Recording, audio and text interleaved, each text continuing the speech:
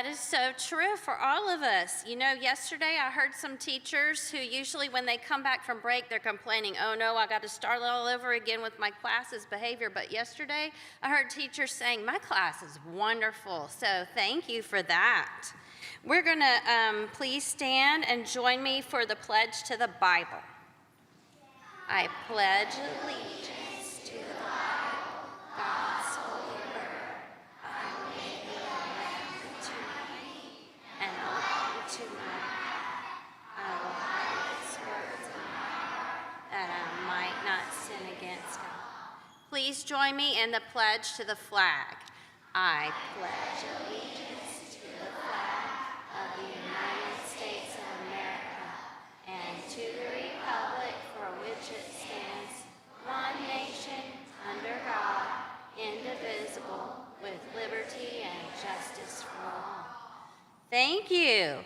I was asked to remind you that today is a special day. It is the 529th anniversary of Christopher Columbus landing. So that is a special day, especially in third grade today. So we are going to review some of our catechism, and we have a new one today. So let's talk about, we were talking about who are our first parents. Yes, and let's see, how did God create man? God created man, male and female, after his own image. And our next question is, of what were our first parents made? So the answer is a little bit long. We're going to break it up into pieces. The first part is God made Adam's body out of the ground. Your turn.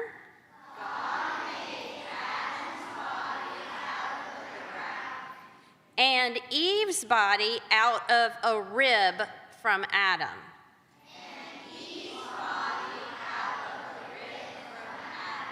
Now we're going to put it all together.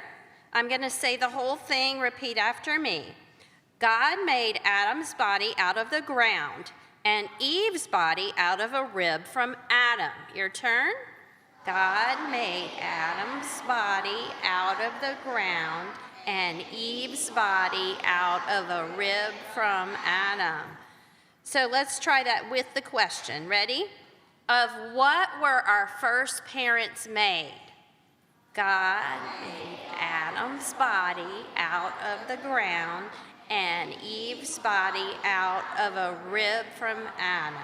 Thank you. Well, we have Miss Domajo today talking to us about our school rule, which is do your work. And you know what, Miss Domajo? Mr. Lockyer's not here right now. He's not even listening on Facebook. Can't we just do whatever we want? No. No? I would not be doing it unto the Lord. Oh, okay. Well, we're ready to hear from you on that. No matter whether you think someone's watching or not, always unto the Lord. So today what I want to do is I'm just going to read a poem, and then we'll talk a little bit about it, so be ready.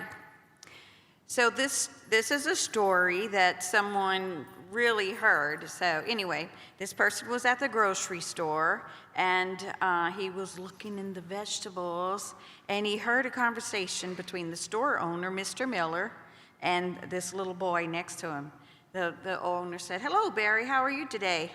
"Hello, Mr. Miller, fine, thank you. Just admiring them peas, they sure look good." "They are good, Barry. How's your mom?" "Fine, getting stronger all the time." "Good. Anything I can help you with?" "No, sir, just admiring some peas." "Would you like to take some home?" asked Mr. Miller. "No, sir, I don't have anything to pay with." All right, so what do you think's going to happen next? If you've heard the story, don't answer. But what do you think the store owner's going to do? Yay, way back there. Is it Liam? Real loud. Maybe so? Yes. Jack? Loud, good voice. You can just steal it? You think he'll tell him to steal it? Maybe take take it, but Lauren?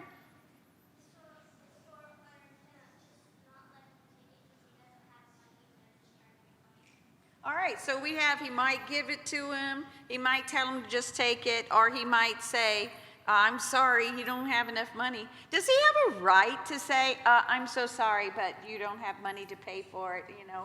Does the store owner have a right to do that? Yes. Yes, he does. All right, so here we go. The store owner said, well, what do you have to trade me for some of those peas? His pocket. All I have is this here special marble. Is that right? Said Mr. Miller. He said, let me see that. So he's looking at it, and the little boy said, man, she sure is a dandy. The owner said, I can see that. So what do you think's going to happen next? What do we think might happen next?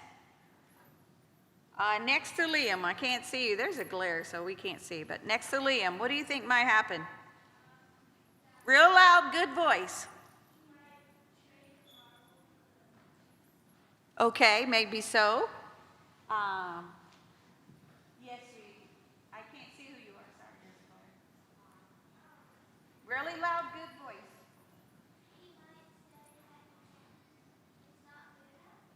Maybe so. And one more person. Good job, 5th grade. You're rocking today.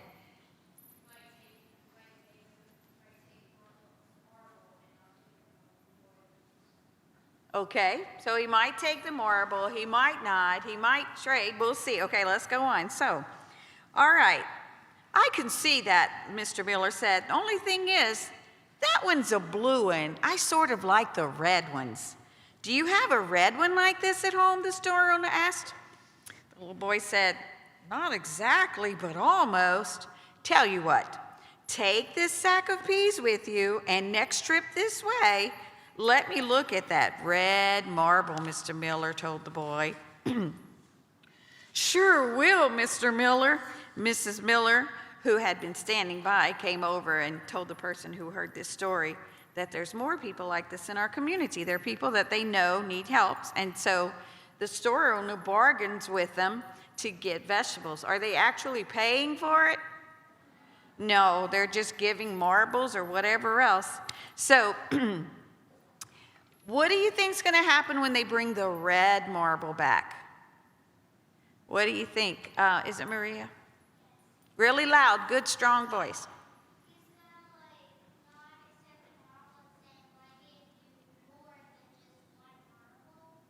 Aha, okay, we're going to go on. So when they came back with their red marbles, and they always do, he decides he doesn't like red after all, and he sends them home with another bag of produce, another bag of vegetables or greens with a marble, or asking for a different color one.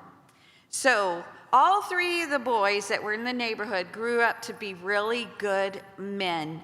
Why do you think they grew up to be good men? What do you think, Ollie? Oh, who was like Jesus in this story? Who was the one acting like Jesus, Ollie?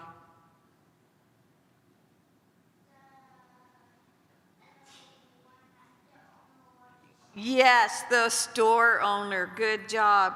Yes, the store owner was doing his work above and beyond. He did not have to give away anything at all. He did not. It was his. It was his. He did not. This is my paper. I do not have to give it away at all. It's mine, but I can if I like, or I can say I'm going to charge you for it, whatever. So he didn't have to do anything. Now, not only that, all of those produce Mr. Miller had to get from somewhere. So that means it cost Mr. Miller, didn't it? It cost him something. It cost him money to give away all of this produce. But that's what he did. And because he thought of others first.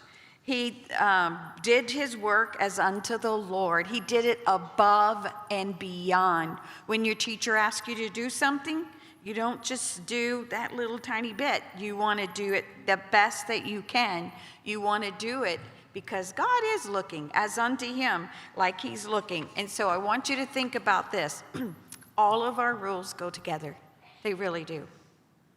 In doing your work unto the Lord, you have to have an obedient heart. You have to obey right away. You got to do a good one. All right. You definitely have to honor others above yourself. So, how is your heart when you're doing your work? Really? We have to do this for the third time? How many times is she going to make us recite this? Ugh. No. With a happy heart, doing it well.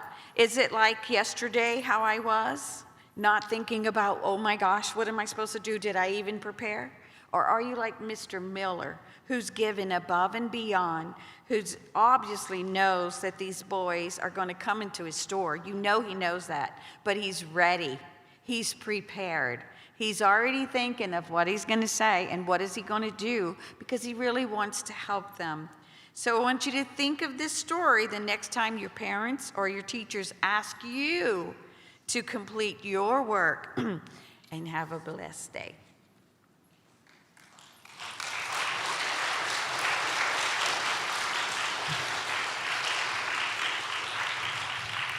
Thank you, Ms. Domicho. And now we're going to sing our hymn of the month, My Hope is Built on Nothing Less. All right, let's do our first verse and our chorus again. The chorus is, On Christ the solid rock I stand.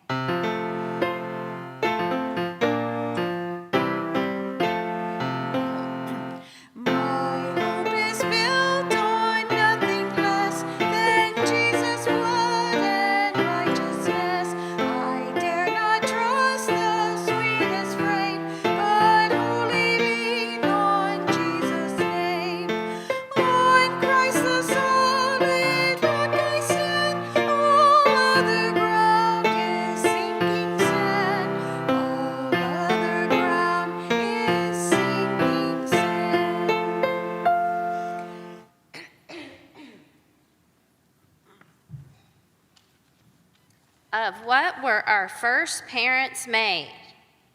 God made Adam's body out of the ground and Eve's body out of a rib from Adam. Do your work. The Lord be with you.